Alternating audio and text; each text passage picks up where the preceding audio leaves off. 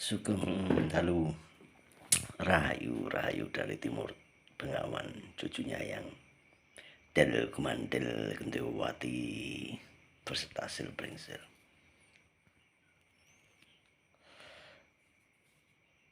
Yang katakan kepadamu cucuku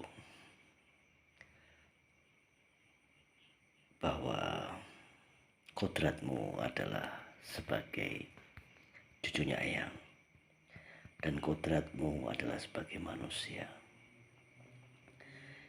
Ketika engkau tahu bahwa kodratmu manusia, makanya nggak jauh kau lepas dari yang namanya welas asih. Apalagi sebagai manusia Jawa, welas asih dan nerimo.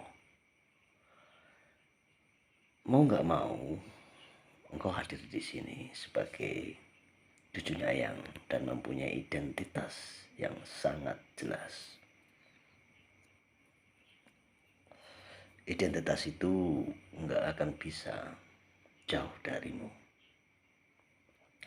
di mana engkau mempunyai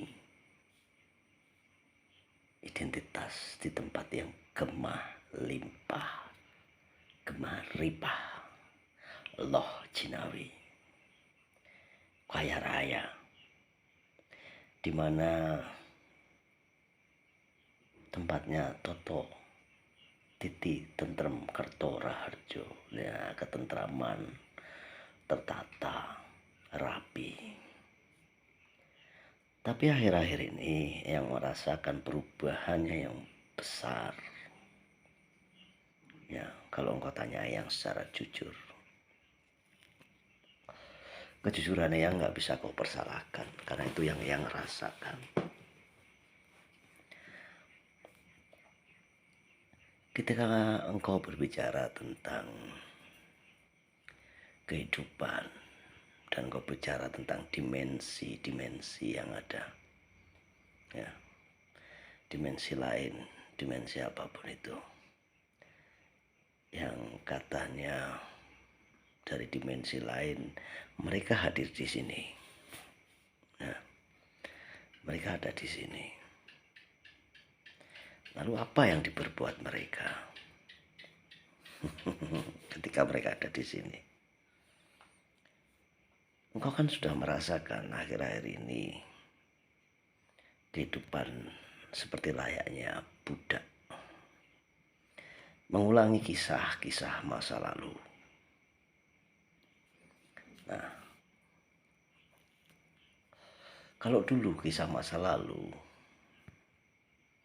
seorang prajurit atau tentara itu ras terkuat di bumi, ya. Jadi kerajaan-kerajaan itu pasti mempunyai bala tentara, ya, sebelum ada teknologi yang super canggih ini. Andalan mereka adalah prajurit, tentara, bala tentara. Nah, itu andalan mereka. Ketika kekuasaan itu sudah pada puncaknya, klimaksnya, ya, kalau kita menyebut bala tentara adalah ras terkuat, ya, bukan emak-emak. Ras terkuat di bumi emak-emak. Sudah ada tuh bukti nyatanya bala tentara di setiap pertempuran, medan peperangan, di film-film apapun itu bala tentara itu kan kuat sekali, ras terkuat. Mereka lah yang membantu mencapai sebuah kejayaan, katikdayan, kemegahan dari sebuah kerajaan atau kekuasaan.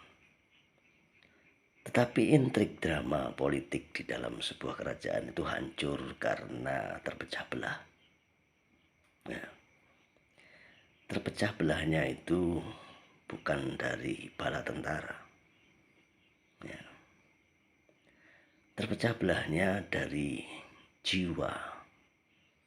Karena jiwa mereka ketika kekuasaan pada puncaknya, jiwa mereka dikuasai oleh kekuasaan, uang, kemegahan, ego, kemewahan, itulah.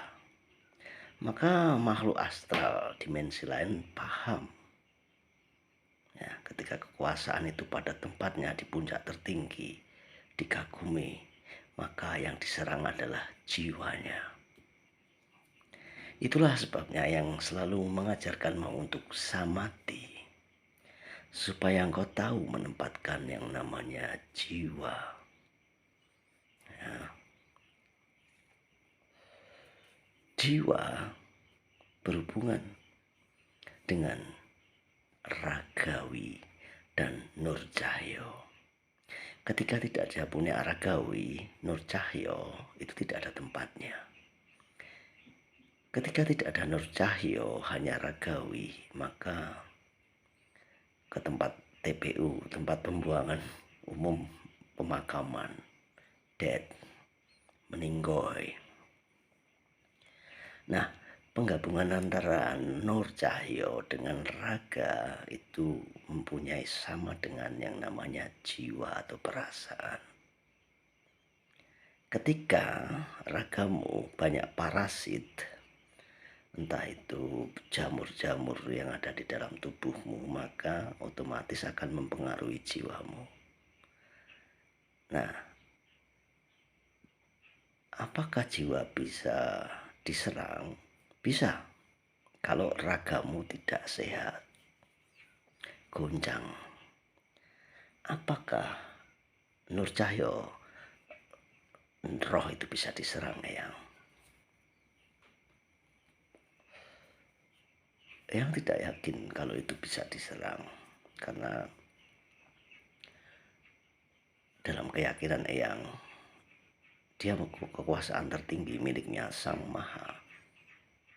Nah, tetapi ketika badanmu, ragamu ada parasit, ya, kayak misalnya apa namanya taksoplasma di kucing-kucing apa di apa itu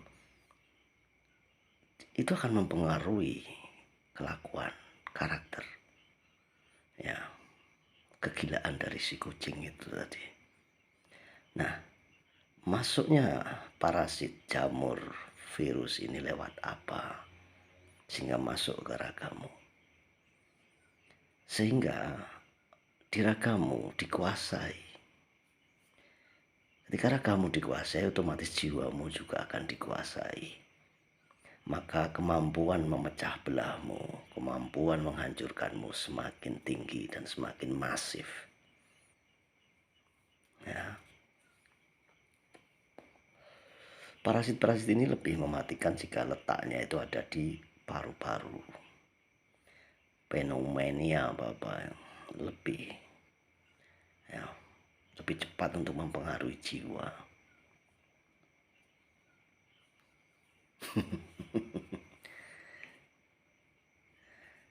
Ketika yang mempraktekkan kemarin api bernafas, engkau harusnya paham. Cucunya yang dilku mandil kentiwati dan silpringsil. Ya. Nah, pertini ini, ketika dimensi lain yang dari sana sudah ada di sini, di dalam sebuah parasit, kayak film-film itu loh. Ketika parasitnya masuk ke dalam raga, maka jiwanya dikuasai dan dia jadi linglung bingung, keserakahannya tinggi, keinginannya besar, sehingga itu menghancurkan, destroy. Dengan samadhi, engkau akan melihat dirimu, jiwamu, engkau pegang erat sehingga tidak lepas dari yang namanya kedagingan.